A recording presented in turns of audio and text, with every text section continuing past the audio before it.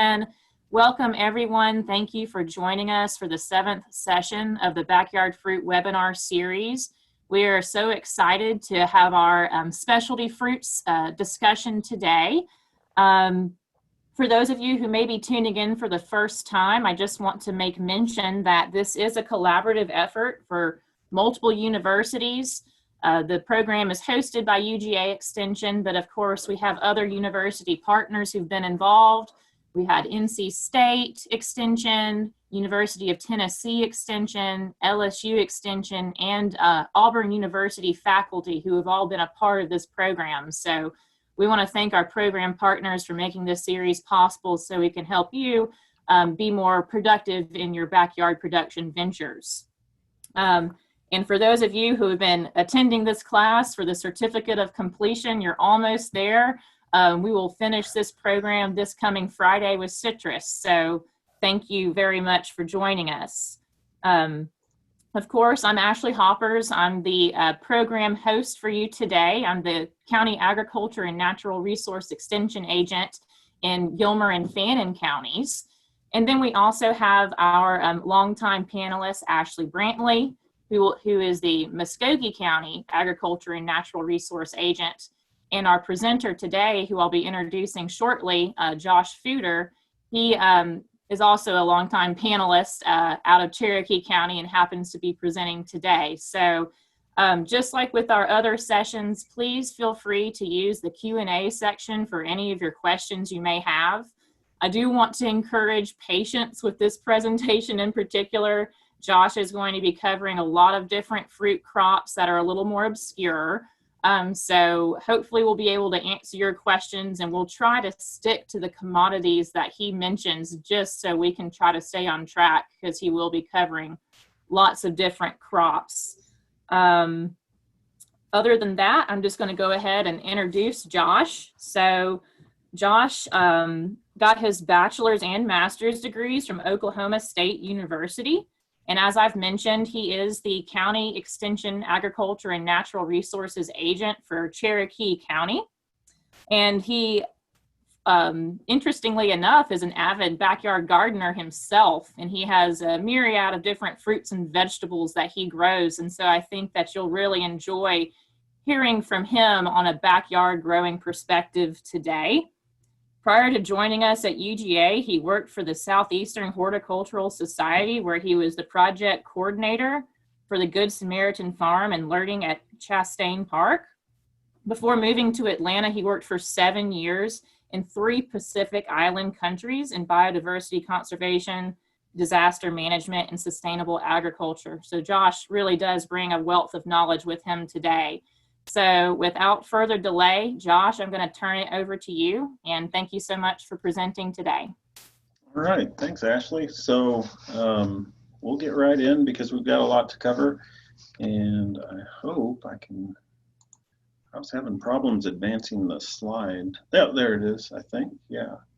Okay, so as Ashley said, I'm an avid backyard grower, and for me, I would say fruit gardening is probably why I'm a gardener, and probably why I'm an extension agent today, because growing up, my grandfather had lots of fruit plants in his yard. This was in Northern California, where you can grow just about anything, and very fond memories of just spending time out in his yard and chewing on just about everything from currants to citrus and things like that. So, you know, I always tell people, if you have kids or grandkids and you want them to become interested in gardening, it's a lot easier to hook them on stuff that has some natural sugars compared to, say, your kale. And no offense to kale, but I know as an adult, I prefer strawberries and basically any berry compared to some of those leafy greens. So on our outline here, I'm going to just share a little bit about what we do at home, my approach to putting in new plants and giving them a try, and then we're going to try to go through as much as we can on figs, persimmons, mulberries, pawpaws, serviceberries, kuza, dogwood, cornelian cherry, and some of the bushes like pomegranates, figs. I put those kind of bushes and trees because I try to look at this from a landscape perspective, because I think most of these plants we can fit into an ornamental type landscape or a traditional residential type landscape and still appease the HOA and not get into trouble with the neighbors. So, here's some pictures of our place. We're lucky in that we have 2 acres, so really could grow quite a lot, and lots of sunlight. So the opportunities and options are pretty much endless. But always enjoy sharing this just to kind of show where we started and, you know, a little bit of where we're at right now. I don't know if you guys can see my mouse here. But basically when we got to the place, there was a bunch of old apple trees, a couple pears, and some really bad grass. That's about it.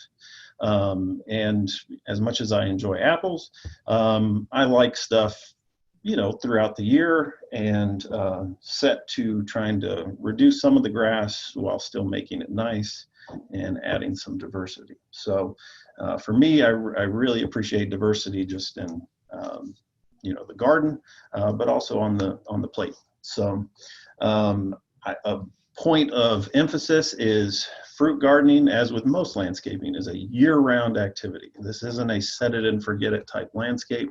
There is almost always something to be done with fruit gardening, as with landscaping. So, and one thing I'll point out is, you know, these, especially if we're using trees, is that these landscapes are going to change over time. Sun patterns probably will change in, say, the understory if we're trying to intercrop or plant certain plants together. I've added a couple pecan trees here on the corner of each of these driveways. And I know going in that hopefully in about 10 years, maybe 15 years, those things will shade out what I have planted around them now. So taking that in mind is that, you know, this is kind of a long-term type undertaking, and it may make what I'm able to grow very differently. And one thing I'm always trying to keep in mind, because I inherited a lot of very old standard size rootstock trees that were nearly 30, 40 feet tall. I don't enjoy doing this, and I'm in my 30s. I am not going to enjoy doing this when I'm in my 50s, much less my 60s or 70s. So are there things that I can sort of plan for in terms of making it easier for me as the landscape ages and as I age? And then one lesson I've learned probably the hard way is it's very important to know what your chill hours are, where you're growing, and what the chill hour requirements are for these various plants. And I've got a good example on that here in a minute, because it's not always just cold hardiness. It's those chill hours that are very important. Not to brag, but this is my running score sheet here. So again, I really like diversity, and I'm always enjoying going out in the yard and finding something that is in season. So you can kind of get an idea here for some of the things that I've tried my hand at. And I'm not one that says, you know, the literature, the publications say you can't grow this here. You know, give it a try. You know, so apricots, yes, I know the specialists will say don't even bother, but for me, it's a plant that I grew up enjoying eating in California, and I chose an appropriate chill hour variety, and I'm just going to give it a try with measured expectations. And I really enjoy these 3-year-old apricot trees at this point, because at least from a landscape value, I appreciate their beauty. So I guess, you know, as a homeowner, it's important to know like what our priorities are. If we need plants in the landscape, you know, and that's goal 1, and hopefully we get some fruit, and that's just kind of a side, you know, secondary type benefit. So this is another before and after, or before and middle type view, but you can see had the old driveway pampas grass stand like most driveways. I think if you bought the concrete, you got the clump of pampas grass in the 70s and 80s.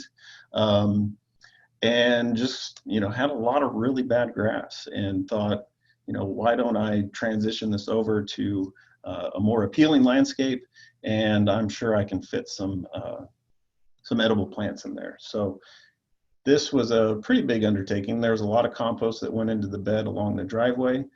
This front ditch area here, actually I didn't use any compost at all because of the slope and other things. Just used a whole lot of arborist wood chips, and that soil and the growth of those plants along the bank honestly is probably just as good as where I used a lot of compost along the driveway. But here in this bed, there are now along the road 1 pomegranate, I think 5 persimmons, and then along the driveway is where I've got my stone fruits with 3 apricots and 2 peaches, and then of course a fig there at the corner, and underplanted with some strawberries.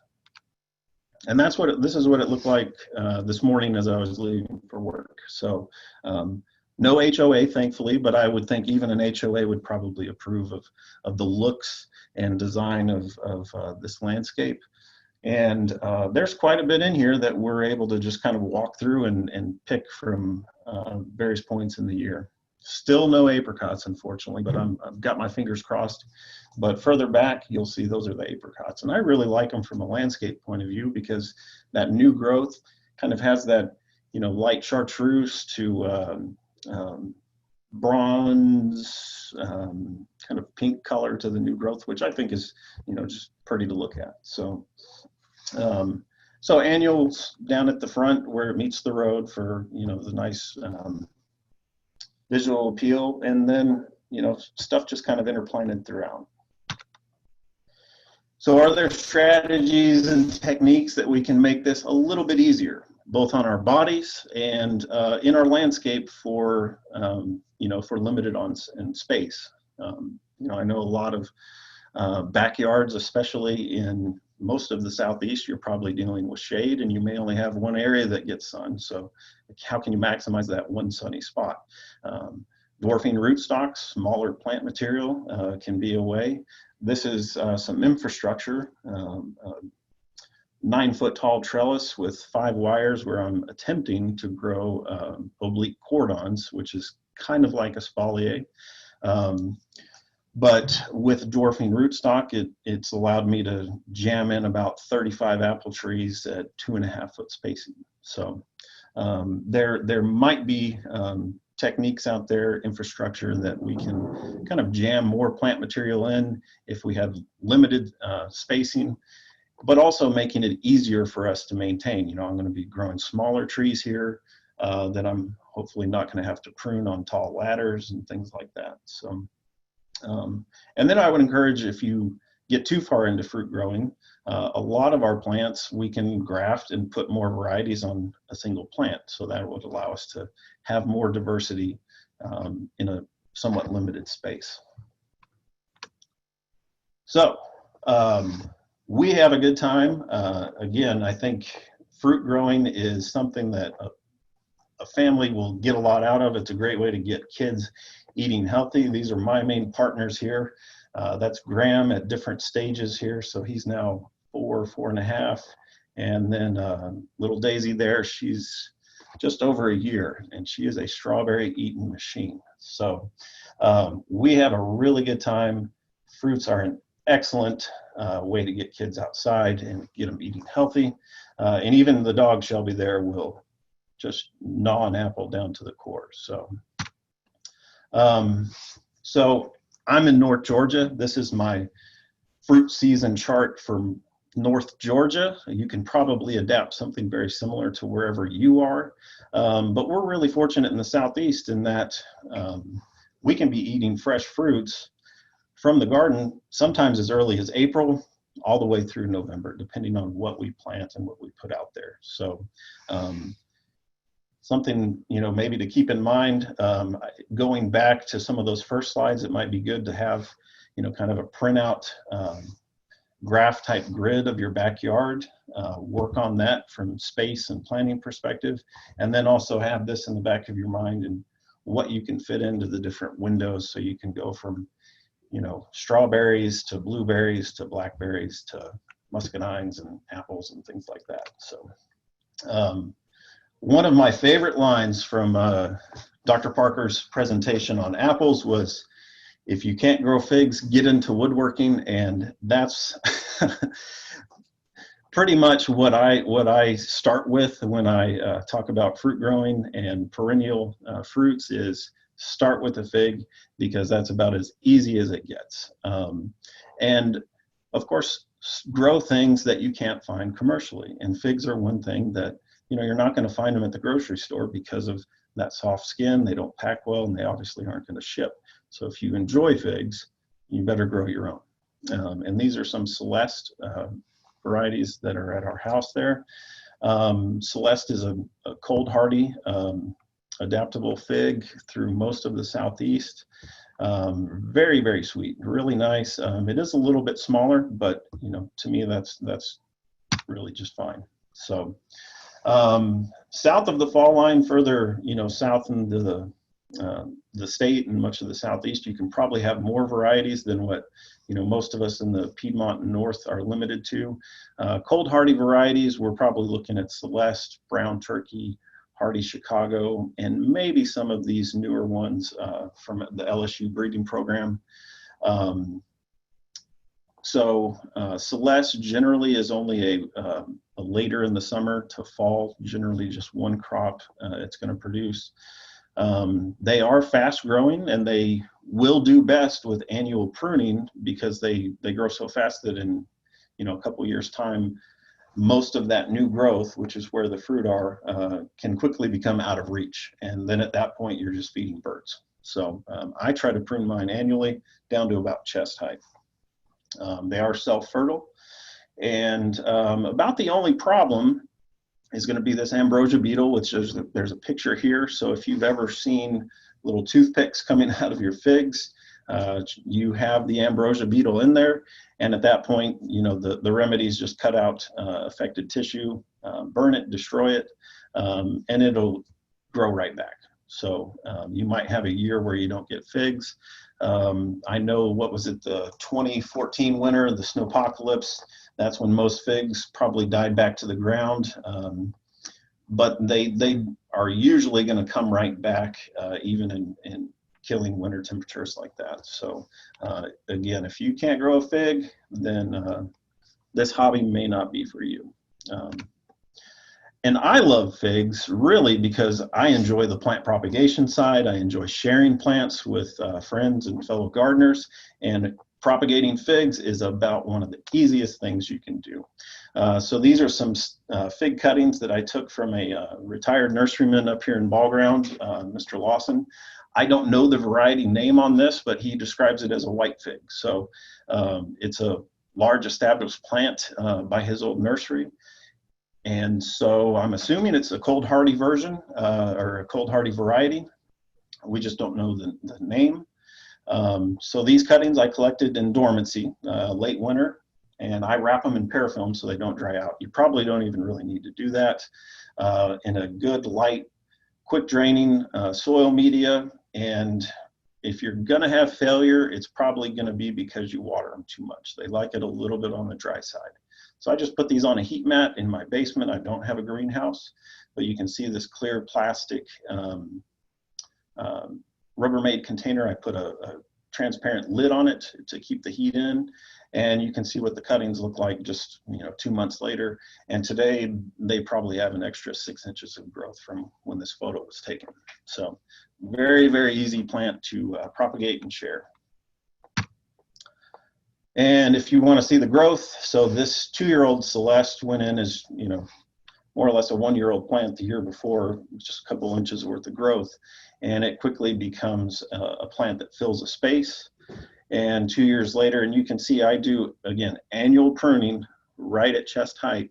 And that's about the growth you can expect, about probably 3 feet, if not 4 feet from where you're going to cut it. So if you want to keep that fruit reachable, I would strongly suggest keeping it pruned to about eye level or chest level, because it will push out 3 to 4 feet of growth, and you won't be harvesting that fruit. So, and every now and then later in the summer, I try to maybe just prune off some of the leaves because it is so vegetative especially on a Celeste, those fruits are fairly small that it gets hard to actually see the fruits in there with all those leaves. So I try to just remove some of the leaves just so I can do a better job of not missing any fruit. One word of caution on figs, especially when it's shaded in the interior like this and those fruits start ripening, is do be careful when you start reaching your hand in there because those fruits do draw wasps. And the last thing you want is to reach your hand onto a nice juicy fruit and find that there is a wasp on the backside. So, and removing those leaves I found really helps me know what I'm getting into when I start looking around for fruits.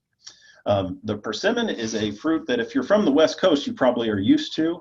If you're from the Southeast, you may have a strong aversion to this because you may have been tricked as a child to eat one that was of the native variety, probably not quite ripe and very astringent. When I talk persimmons, most people have shared a story very similar to that. So there is the native persimmon, which is a fine fruit. They're much smaller and they are astringent, so they have to be more or less picked up off the ground. But they're a fine fruit as well. Probably one that's more suited for wildlife and just sort of collecting where you know a tree in the woods or something like that. But for the landscape, the Asian persimmons are a fabulous tree. Fuyu, Jiro, there's quite a few varieties. They do range, some being astringent, some being non-astringent. And I have found them to be relatively easy to grow with few, if any, disease issues. So, and again, to me, you know, I'm mainly looking at landscape value and hopefully that secondary fruit value. So this is a nice, thick, kind of leathery looking leaf, has a bit of a sheen, especially with new growth in the spring. And I really enjoy them. This is a fruit here in the picture that a grower friend brought to me. So you can see how big they get. They are really, really nice. If you've never eaten one, I don't know how to describe it other than it tastes like fall. It kind of tastes like pumpkin pie almost, so, but very nice. And these non-astringent varieties, you can crunch them just like an apple. The skin's a little bit tough. I do peel them myself and then just eat them like an apple. So this is a friend of mine that retired from our county, but he has, I think he has 3 or 4 trees in his yard. And in his experience and what he's taught me is the trees do tend to be a little bit biennial. Some years are just really great productive years and then some years are not. That could be partly due to weather. But those are fuyu fruit that he has. So we put in 3 fuyu at our house, which are supposed to be the non-astringent type. Unfortunately, you'll see Graham there with those nice fruits. Those are not fuyu. I think those are haichia, which are a fine fruit, but they are astringent. So imagine my surprise when I tasted the first fruit on those, gosh, 2 years ago. So still a fine fruit. I was a little bit disappointed in the nursery that we bought them from, but you know, we're not going to rip them out or anything because they're still a good fruit and they've grown well. Mulberries, we have a very interesting history with mulberries here on the East Coast. You know, of course, there's the native mulberry, the red mulberry, but back in the colonial days, you know, England was trying to outcompete. Silk was all the craze, and they were trying to ramp up their silk production. So they sent over a bunch of mulberry trees and tried to get the worms going on producing silk. And that's what a lot of the original trustees set out to growing. Obviously didn't work too well because they used initially the wrong type of mulberry. I think they used the black mulberry, which the silkworms don't feed on. And then the city where I live, Canton, actually got its name. They changed it from Etowah in the 1830s to Canton after Canton, China, because they tried it a second time to develop a silk industry. Which didn't exactly work, but there's a lot of interesting, you know, American history, agricultural boom bust type situations related to the silk industry with mulberries, but they are obviously a tree that produces a nice little berry. We have the red mulberry, the black mulberry, and the white mulberry. I would avoid the white mulberry. They're more susceptible to a disease, which I've got a picture of here in a second, but they're an easy growing tree, a very fast growing tree. Might be one of those trees that it's better to know where you can go pick from than maybe have one in your landscape, because they can be a bit of a mess and they are going to draw some birds. So if you're going to put one in, at least keep it away from the house and where you park your car. But they're a beautiful tree. I made the mistake, and this is where I was going earlier, with knowing your chill varieties. So there's a variety called the Pakistan mulberry, has a huge berry. I mean, 3-4 inches. And cold hardy, according to the nurseries, to zone 7, zone 6. So I put one in and it grew great for about 2 years. The problem with it is the chill hours are really about 150 to 200 hours. So this thing started trying to grow in early January, and then it was killed by frost all the way to the ground. So some of these may seem really appealing, just it might be worth knowing what the chill hour requirements if you want to try some novel type variety like the Pakistan mulberry. You are going to draw birds, and that's going to be a recurring theme with a lot of these plants. They are good wildlife food. Hopefully you can get some from the birds or before the birds, but they do have relatively few, if any, problems.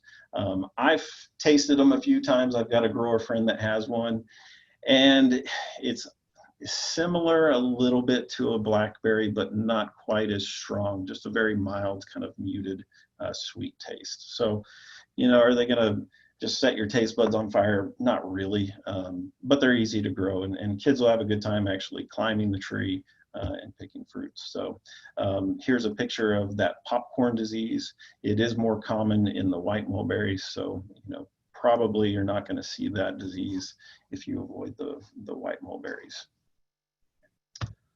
Pawpaws are a fruit that I like to call the unicorn fruit because they're native. They're the largest fruit native to North America. Most people have never tasted them, and they are native from Central Florida all the way up to Canada and east to Nebraska and Texas. And, you know, probably 100 years ago, most everyone knew of them, knew where to go pick them. But as we've become more suburban and removed from natural spaces, most of us have not tasted one.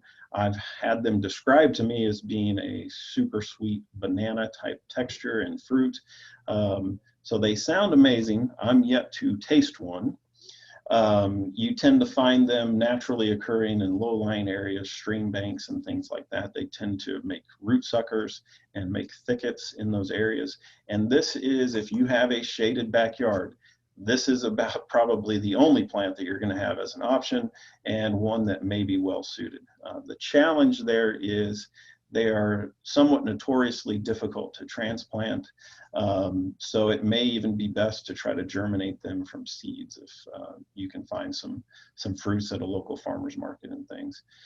Kentucky State University is the host to the national germplasm for these, with a distribution range as wide as it is. You can imagine just how different that genotype is across the area. So they have many varieties there. They're working on breeding programs to make them more sun tolerant and things like that. So if you're looking for varietal names and recommendations, Kentucky State University is the place to go for a lot of that information. They tend to be deer resistant, but loads of wildlife will eat those fruits. And you know, you have to wait until they're ripe, and generally they're falling on the ground when they're ripe. So you almost have to be there checking on them that day.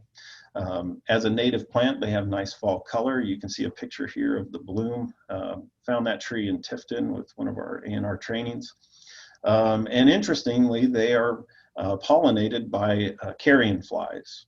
the flies that go to rotting flesh and things. So, so there are some orchardists here and there, mostly selling to local markets, breweries, and things like that. So this next slide here, I've got some pictures of Debbie Roos, an agent up in North Carolina, where they did a tour of an orchardist that actually has nothing but pawpaws and sells these to breweries, local farmers markets, and chefs. And you can see the picture there of him hanging dead fish to attract the flies that will pollinate these things. So interesting fruit, worth giving a try, especially if you're limited by shade in your growing environment.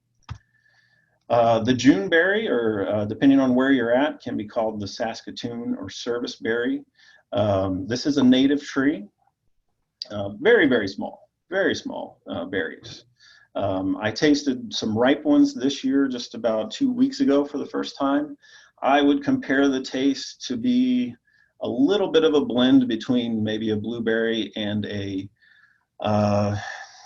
mealy apple. So nice. There's some feral trees around Georgia Tech. I've tasted unripe ones that are still fairly astringent at the Atlanta Botanical Garden, but they are a very nice, pleasant, attractive tree with early spring blooms. And in fact, that serviceberry that gets that name, because I didn't realize this, I didn't grow up in the northern states, but I didn't realize they can't have funerals up there when the ground's frozen. So generally, when this tree is in bloom was the indicator of when funerals could start again, and that the ground would be somewhat soft. So that's where that name serviceberry comes from. But they, being in that Malus family of plants, they do get a lot of the same diseases that apples get. So they're not exactly carefree from a landscape point of view and from, you know, an edible landscape type plant. So do keep that in mind. So maybe one that might be good to just find a few in the neighborhood or, you know, public places like Georgia Tech to go harvest from without having to go through the pain of having your own. This was a tree I tasted for the first time last year. It's a gorgeous tree. So if you just want a nice, small, beautiful specimen tree, the Kuza dogwood, I had never tasted it. I knew of the tree, knew of the blooms, but these fruits actually are interesting. I don't know if you're going to use just a ton of them, but to me, they tasted a little tropical, kind of like a papaya. In each of those little berries there, you're going to probably have 2 to 3 fairly hard seeds in there. So, you know, good luck making a big pie or a big pot of jam or jelly out of them. But if you're walking the landscape and wanted to just chew on something sweet, I'm sure it works well for that. The Cornelian cherry, or Cornus moss, I like that Latin name, it's fun to say, Cornus moss, has a wide hardiness zone range from 4 to 8. So through most of the Southeast, you could probably grow one of these really well. And just a beautiful specimen tree again. Very, very nice, can be shaped, has attractive bark, great fall color, quite small fruits, but can be used for, you know, some of our food products in the kitchen, like jams, jellies, and maybe even added to wine. This one is one because it will show up in some of your nursery trade magazines.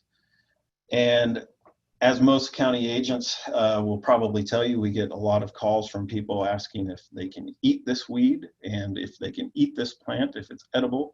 And my answer usually to that is anything is edible once.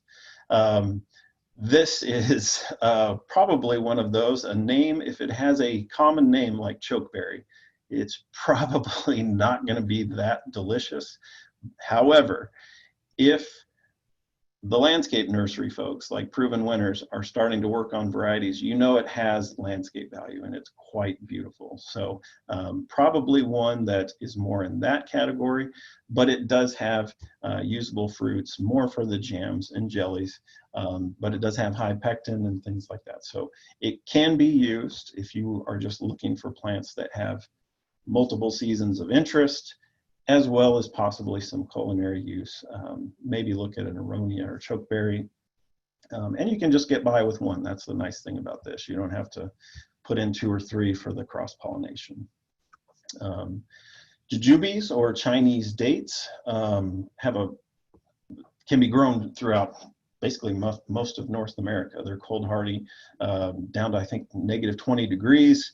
The challenge here is they have a high heat requirement.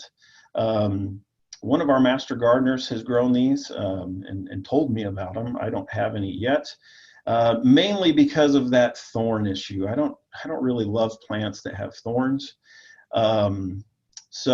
But they are a very fine fruit. New Mexico State is working on breeding programs with these for improved varieties.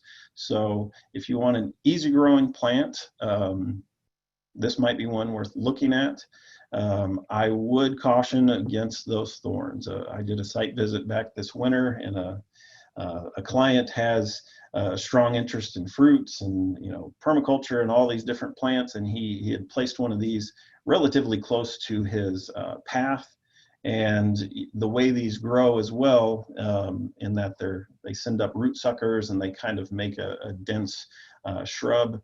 I just advise them maybe kind of get it away from the path a little bit, because that path may have to adjust its route eventually as this thing becomes established.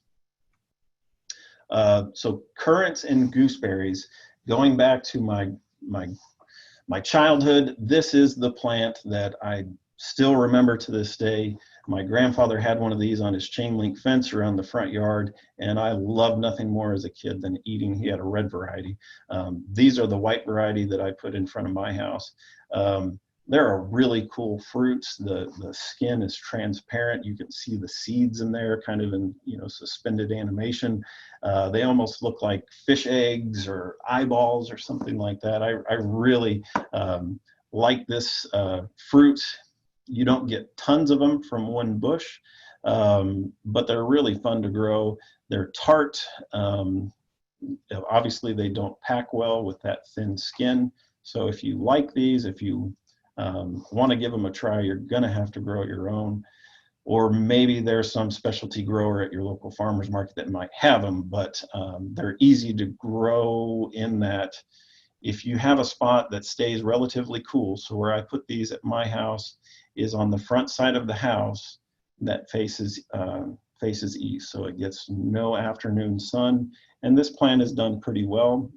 I've also put in a gooseberry that at least year 2 now has got some nice berries on it and should be ripe here in another 2-3 weeks, around the time the blueberries come in. Cornell has a nice publication on currant and gooseberries, so when this is shared out, there's the link there to Cornell's information on currants. Pomegranates, I put it in here because they are available. I don't think they're very adapted for most of the Southeast. They are quite striking. This is a bloom picture on the one bush that I've managed to not get rid of yet at our house. So spring blooms are great. It is doing nothing but dropping blooms, so I don't really expect to actually have any fruits. And why I'm more or less giving up on this plant is at one time I had 5 or 6 Wonderful and Salavosky, the Russian variety, and they tend to die back to the ground. And we haven't had exceptionally cold winters the last couple of years, so I'm just tired of restarting every year with these. They do get a couple fruit rots. But then again, I've driven by a number of old home places and there are pomegranates on there. I don't know the varieties. So if you know of those old home pomegranate bushes, it may be best to introduce yourself and ask for a cutting and try to propagate what they have, because it may not be one of these Russian varieties or Wonderful or some of the other varieties out there. So yeah, I don't know what much else to say. They're really pretty, but I have low expectations, if any at all, on actually seeing fruit. However, I put in a couple of these when I was doing the Good Samaritan farm a couple of years ago down in Atlanta, and we put these bushes in February. They were fairly well established and bloomed like crazy that spring, set fruit. And of course, you know, it was the first year they were planted, so I did my best to remove all the fruits, but I had to leave one on just to see if it was actually going to do. And sure enough, I watched it all summer. You know, I'd walk by this thing once a week and think, you know, when is it ready? When is it ready? And you can see the picture there. I picked it way too early. You know, most of the time when we're getting pomegranates, at least in the supermarket, it is almost Thanksgiving. So the harvest window on these is probably at least late October. And obviously I picked this thing way too early because those arrows hadn't colored up yet. Elderberries, I inherited a couple of elderberry bushes. I think they're a fine plant. I think they must have been on Dr. Oz in the last couple of years, because you really see the tonics being advertised both locally and nationally. I don't know if it's curative properties, but it's relatively easy to grow in that it's a native plant. It fruits both on new wood and will grow off of old wood. It's fairly pithy. It's not anything I would call woody. It has kind of not a hollow type pith, but I don't know how I would describe that. I'll let Ashley answer that one. So very easy to grow. University of Missouri is working on improved varieties, and the Proven Winners of the world, Southern Livings of the world, are also working on improved ornamental varieties. So you see that picture there of the purple one. What a pretty plant. You do need two different varieties to get fruit set. Probably gonna battle the birds on these, but you know, again, you can get some. The house that we bought, the old man was a hobby winemaker, so that's why we inherited some of these. So they do work in wines, jams and jellies and things like that. Very nice blooms. You'll see loads of beneficials, loads of pollinators all on these blooms. So a good, easy to grow plant. Probably works best in, say, a massed planting or a screen type setting. Hardy kiwis. I am yet to dip my toes in hardy kiwis, but I am looking forward to giving them a try. These are the hardy kiwis that are more of a berry. In this picture here, and most of these varieties that are listed. So they are managed very much like a muscadine. These need a very strong support system that is going to last for years. Or a trellis, but generally like a T-bar type trellis, or a trellis or an arbor, something like that if we're in a backyard setting. I've had grower friends tell me that it took them 6 years before they saw berries, so I hope it's not quite that long. Most of the literature says, you know, about 3, which is about what we expect for muscadines as well. So good plant spacing, because when these things really start growing, they are fairly vigorous. These are more of our commercial kiwi fruit. So we're talking about kiwi berries, the hardy kiwis, and then the kiwi fruits. University of Auburn and some of our esteemed colleagues here in the Q&A box have done a lot of their research on these. So the Actinidia deliciosa and chinensis are the fruits, and sounds like they work in Auburn, and can probably work in most of our backyards with the right setting. So I think the challenge with most of these kiwis is really just getting them through that first year. They do need regular watering, but they don't like overwatering. So that first year is kind of the make or break time. Once you get them up on the wire, they're probably a little bit easier to manage. And really quite beautiful. Leaves, flowers, you have male and female plants, male and female flowered plants, so you do need 2. In general, you're going to need a lot like the muscadines. You're going to need 1 male plant or pollinating plant for at least, up to 8 female varieties. So in a backyard, as long as you have 2, you're probably good. The goji berry, we're getting towards the end here. Save the worst for last. You're going to see this advertised as some kind of superfood, cures just about everything. I put one of these in, and please do not make this mistake. It's that widely adaptable from Georgia to Canada. There's probably a reason. It's incredibly weedy. It's incredibly weedy. It has taken me years to get rid of this plant where I put it here. You can see it's just bullying over this landscape bed, this terrace bed that I put in. I think they taste awful. They have a really thin skin. That is nothing but seeds inside there, so they must be good for you if they taste so bad. And there's little thorns. So buyer beware. If you're gonna try these, please put them in a pot, some kind of container, to where it will not be able to spread and just ruin your landscape as it did here in this this back terrace bed.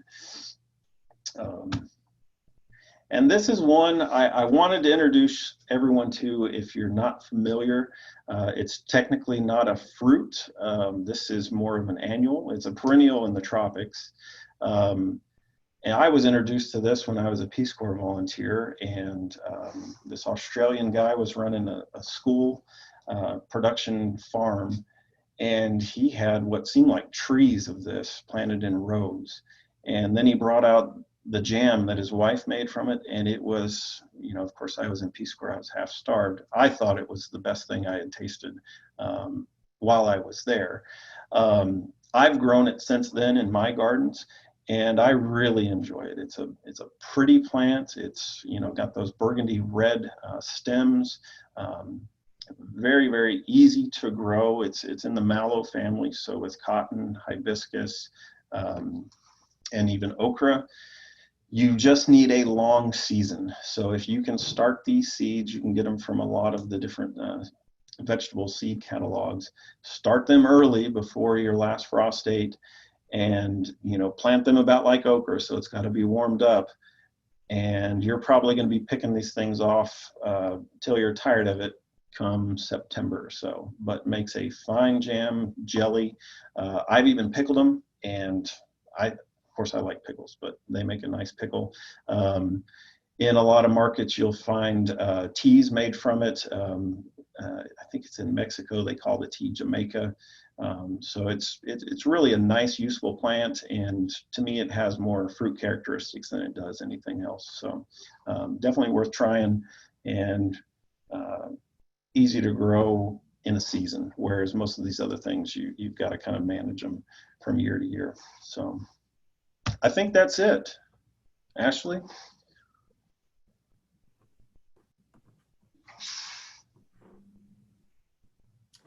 Hi, Josh. Thank you. That was a very enlightening presentation. I loved how many different crops you covered, although we do have questions about other commodities, as I'm sure you're surprised to hear. I do have a few questions we'll go through first. One being, it piqued my interest. We had an individual who said they have 2 persimmons growing from seeds of an organic FUDER. Okay. How many years does it take to bear fruit? Oh boy, that's a good question. Because most of the time, if we buy stuff, it's going to be grafted. So, I mean, generally when planting out, I mean, you can probably see blooms from something that has been grafted in, say, 2 years. I think 3 years is the expectation. So from seed, you might be looking at something more like 5 to 7 years, I would think. Right, and I do know that, at least in my grafting experience, we always grafted Asian persimmons onto native persimmon rootstock. Mm-hmm. And there's a lot of benefits to having that grafted plant. One being that the American persimmon is indigenous to our region and can withstand droughts and things like that a little bit better. Yeah. So sorry we don't have a very specific answer to that question. Planting anything from seed can have setbacks and particularly when it comes to if and when you'll see fruit. One question was regarding currants. How big can you expect those plants to get? 3 to 4 feet max. 4 Okay. feet, yeah. And another one that's easy to propagate. Another reason why I like them. Yeah. So how many plants would you suggest for, you know, a family of 4 or 5? Oh, I guess it depends on how much you like them. They are pretty tart, so you know you're not going to just eat like buckets of them like you would say blackberries or blueberries. But yeah, I mean we had one. We put in 2. One died, and I wish maybe I had 2 more bushes. So I would say 2 to 4 if you have the space. Thank you. Another question, we had several folks who were interested both in propagating figs and then also curious regarding pruning. When do we prune? Just kind of give us a quick rundown on propagation and pruning, I guess. Yeah, so propagation with figs is, I mean, in my opinion, one of the easier plants to propagate. So you can do your pruning late winter. I'm generally doing mine probably first part of March up here in, 40, 50 miles north of Atlanta. Further south, right before spring growth starts is most ideal because, remember that pruning is always going to invigorate growth. So we want to delay that as much as possible and keep these things dormant. So right before spring growth starts, and we can use that stuff that we prune off as our rooting material, our propagation material. So last year's growth is what's going to work best. In dormancy, we're going to call that a hardwood cutting. And that works really, really well. But I think you can also do softwood, semi-hardwood cuttings taken in summer. But, that's also where your fruit is going to be developing. So, again, probably just best to use hardwood cuttings that you're hopefully pruning off in dormancy. I use a rooting hormone. You probably don't even need to use a rooting hormone. And I try to just leave, 1 node below the soil line and 1, maybe 2 nodes above. So sometimes, that cutting is 6 inches to 8 inches long. And you can see in that picture, I wrapped it in parafilm just to keep that cutting from drying out. But I've done it without parafilm and still had really good success. I mean, even a beginner novice is going to have probably 50% success. So it's an easy one to do. Do you have a specific fig variety that's your favorite? I have a brown turkey, but it's not fruitful yet. It's still young. So I put in 2 Celeste. And the reason why I chose Celeste is compared to, the other 2 kind of cold hardy ones, Hardy Chicago and brown turkey. Celeste is a little bit more compact. So that's why I put in 2 Celeste versus the other ones. I really like that one. I don't know enough about brown turkey to say I prefer it over the other. So I'm going to reserve judgment for another year or 2. And I'm really excited about this white fig. We'll see. Mr. Lawson described it more as a cooking type fig, so may not be as soft and sweet as some of these other ones. Okay, last fig question, and I will allow you to move on. But freeze protection. Figs are a subtropical plant, and they struggle in the wintertime. I know that I had experience when I worked in the private sector where very large, mature 15-year-old trees would get complete scaffold dieback during periods of severe cold. Any suggestions for our backyard gardeners who are getting started? What do you recommend for freeze control, and how long do we need to worry about that depending on how old the tree is? Well, my understanding, that's why growing them more in a bush form is recommended than letting them kind of have a single leader and become more of a tree, which they can be. But that bush type form kind of helps you mitigate some of that risk of the whole entire plant dying back to the ground and having that injury. We've had some pretty cold years. I mean, those plants are 5 years in the ground now. 2 winters ago, we had 10 inches of snow here in Canton. And I mean, they haven't died back to the ground yet. So I know it is an issue.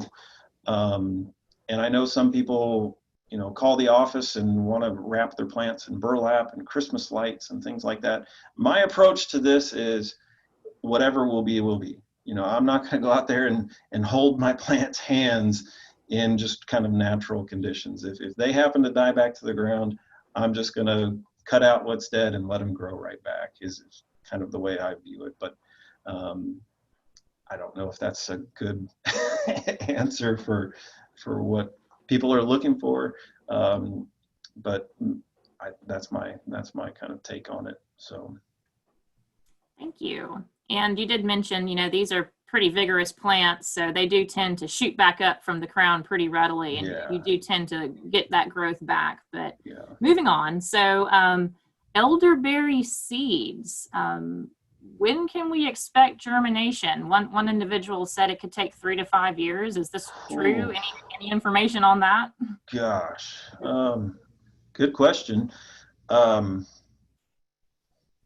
I mean, they're incredibly easy to propagate from cuttings. So if you're wanting to get an establishment, that's what I would do. It may be that there's some cold stratification involved. I really have no experience to answer that. I'm sorry. University of Missouri, they're the ones doing the breeding programs, and maybe they have information on like the cold stratification that might be involved in propagating these things from seeds. But they are very, very easy to grow from cuttings, both dormant and semi-hardwood, kind of midsummer type cuttings. So that's generally the way I've understood to get more plants from elderberries. Super, thank you. So while we're on the topic, what about pruning? We have some folks who have some elderberries that are getting pretty big. Any recommendations for how to keep these plants a desirable size? Or yeah, treat them like a fig. I mean, chop them back to chest height, and you know, they're going to make that big kind of massed clump. So you may also want to thin out some of those, you know, canes, if you will, because that's kind of the way they grow, is not very many branches, but just almost like a cane. So probably thin out some of the canes and then reduce the height, and you're still going to get fruit and flowers on new growth coming off of wherever you leave that cut. So keep it to where you can reach it. So, you know, if your plants are putting out 3-4 feet of growth, then maybe you want to cut them back down to waist high, or maybe even knee high. Thank you. And this may be a question you want to punt to Ashley Brantley, but one individual was concerned on hardy kiwis being invasive in Georgia. Any comments on that?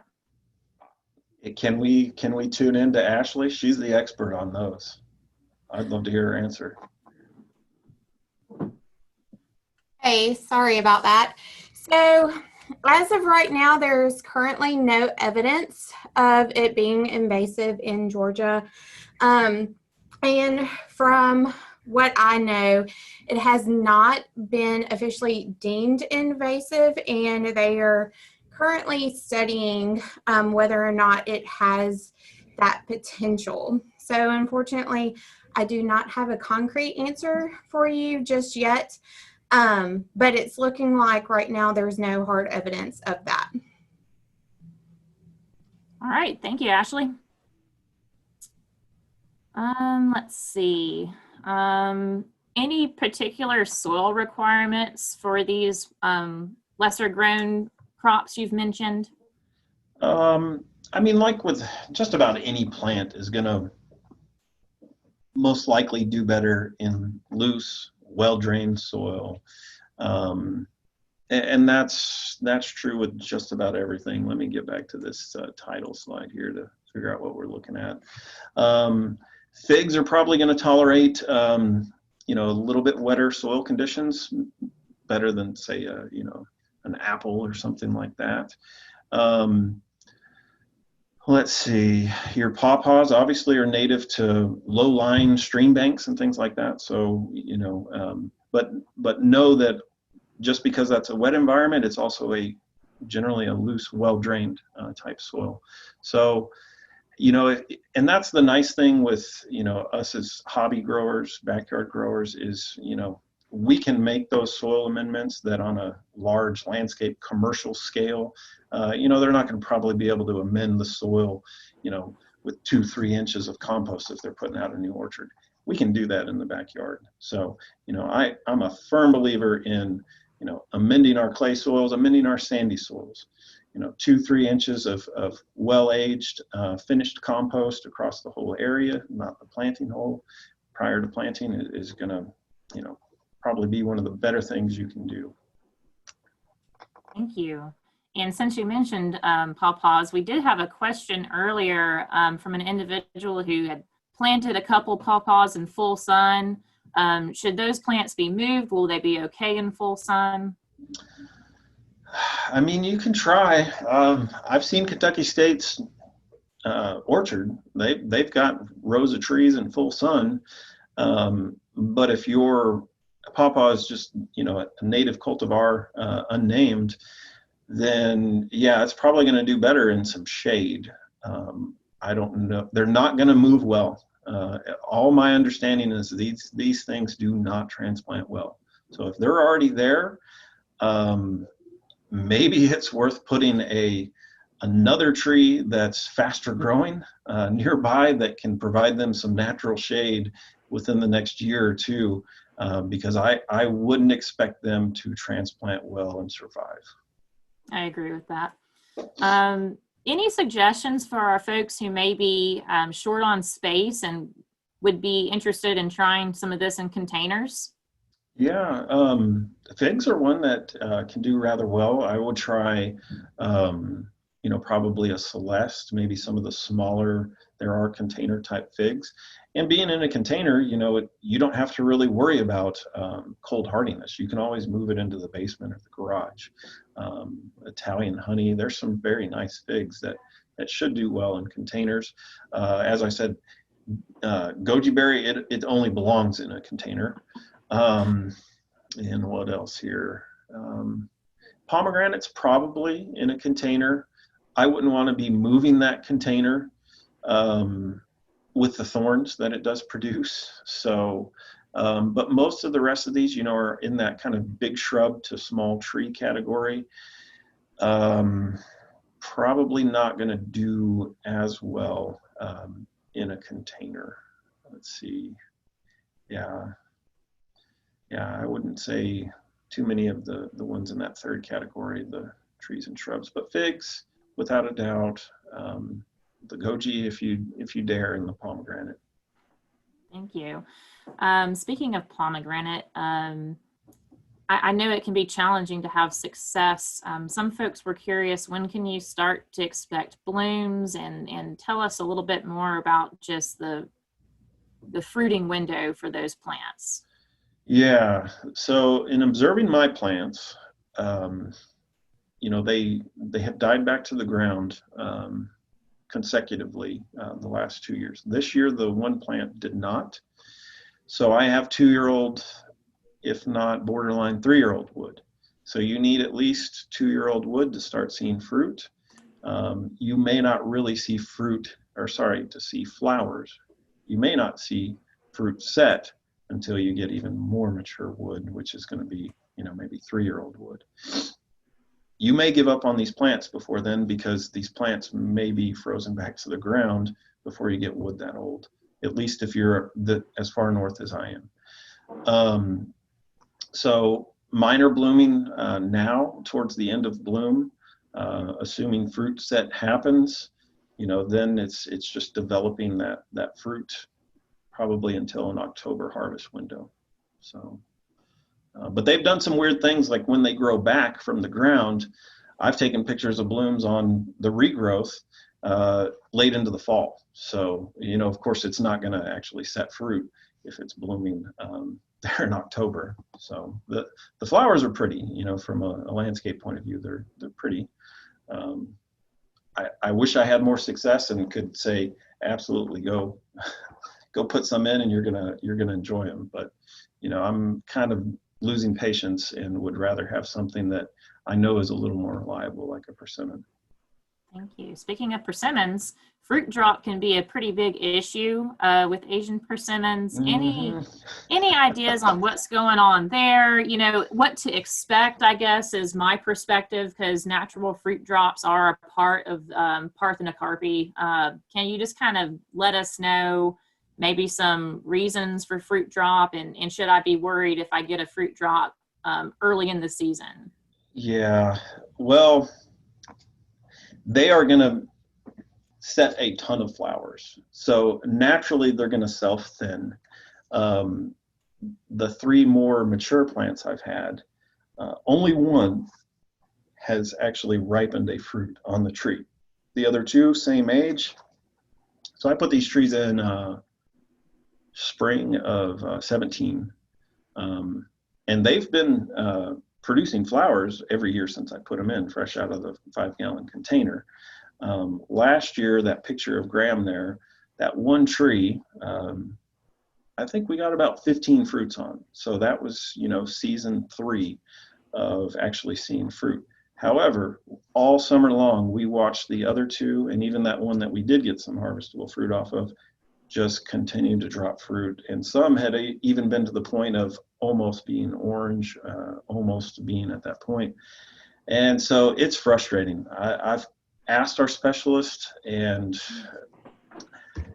I've just gotten the answer of it could be this, it could be this, it could be this, and without really a definitive answer. I wish I had one because I would fix my problem, but I don't know if there really is a good answer on why these things drop so much fruit. Mr. Majid there, the guy I shared his story on, he's observed the same thing, and his trees have about 5 years on mine. Some years it doesn't seem to happen, and he ends up with, you know, 300 pounds of fruit off of, you know, 3 trees. And then he goes 2-3 years with, you know, nothing but strikeouts. So I think the tree still has value in that it's a pretty tree in the landscape. Once established, in my opinion, it's easy to grow from a pest standpoint. So take the good years with the no years, and just have some other stuff when the persimmons don't make is my approach. Any comments on edible honeysuckle? I've heard of that. What is it called? And because I want to put some in, I know, I think Starks Brothers is selling some. They're a bigger, fairly big berry, and, you know, if it's a honeysuckle, it's probably got to be easy to grow. I don't know enough about them. I know they're in the Starks catalog and on their website, and it's kind of got me curious because I have challenging soils for blueberries. I have high nutrient soils with phosphorus and calcium levels being really high, and I'm starting to deal with mummyberry more and more. So I'm at the point where that edible honeysuckle bush there is looking like a good alternative for me for blueberries. Right, and I think that right there with your answer kind of brings up with a lot of these lesser grown crops that don't have commercial plantings, we just don't have a lot of peer-reviewed resources on their production, so it's kind of difficult to answer specifics on their production. So I think the backyard orchard is really a wonderful outdoor laboratory where you can try out some of these lesser grown varieties and kind of learn as you grow. In that same line of thought, any tips or tricks on growing pineapple guava? Oh boy. I know that's going to do better like south of the Macon line, the fall line, probably most years. I think, isn't it only hardy to like zone 8 reliably? So I think it's easy to grow, assuming you're in the right hardiness zone, is what I understand. I haven't dared to put one in. I mean, the challenge with growing fruits and really a lot of things is, you know, we might get overconfident in that we can push the zones. You know, I don't think we've had actually a zone 7 winner here for 4 or 5 years. We haven't hit single digits here since I've been here. But it just takes 1 year and, you know, your plant's dead, or, you know, at least dead to the ground. I've been able to overwinter lemongrass the last 3 years. I don't even dig it up. It just, you know, it dies from the outside, but there's a live center that stays, and it, you know, grows right back. So I think that's one that's maybe pushing the zone limit for where I'm at, and I don't know enough about it to tell somebody what to do on that one. All right, just a few more questions because we are nearing towards 1:15. Can you remind us of what that specific gooseberry variety was that you spoke about? Gooseberry? Mm-hmm. I have Pixel or Pixwell. Yeah, and I have the White Imperial Currant. But there's quite a few varieties. I would say check out this UGA publication, Minor Fruits and Nuts, and the section on currants and gooseberries. They mention the few varieties that are out there. So the one I have is Pixwell. There's a couple other ones available in the trade that are probably worth trying. I just, you know, it was a new one, so I only wanted to try one. Fair enough, and that's a good strategy, especially as you become an outdoor enthusiast. And, you know, if you're anything like us, you know, you want to try to fit as many different things as you can back there. So maybe start small, and if it's successful and you like it, add another. But Josh brought up a very good resource. You know, there's not an abundance of information on some of these more obscure crops, but we do have a UGA extension publication, Minor Fruits and Nuts, and I'll be happy to email a link to those who attended today, along with the survey on today's program. Maybe that will give you extra incentive to check that email and fill out that survey on Josh's presentation, and you can take a look at that publication as well. So I'll make sure I email that one out. I know we're drawing towards the end of time, and we have a lot other questions, so I am going to recommend to folks to, you know, please reach out to your local contact. You know, we're happy to answer questions, of course, but don't be afraid to get to know your local agent and continue to learn on your own as we are nearing the end of this series. So I'm going to thank everybody for attending today. We did have quite a few folks hang around for the Q&A section, so that's always lovely to have folks continuing to listen. Thank you, Josh, for a great presentation. Oh, thank you. It was fun. And we will be finishing this series, our final session on citrus fruit, this Friday. Ashley Brantley will be presenting. So I hope to see everyone Friday, and please encourage anyone who's interested in growing citrus to sign up. There's still time. So I'm going to go ahead and end the webinar now, and thank you for attending today.